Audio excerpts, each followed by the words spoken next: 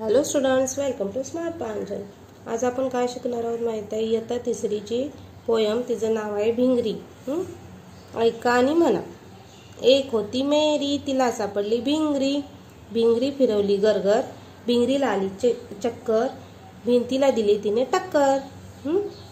ही कोण आहे? ही मेरी आहे। मेरीला काय सापडली? ही भिंगरी सापडली। मग तिने भिंगरी गरगर फिरवली, मग भिंगरीला काय आली? चक्कर आली। मग तिने ही भिंत आहे, या भिंतीला टक्कर दिली।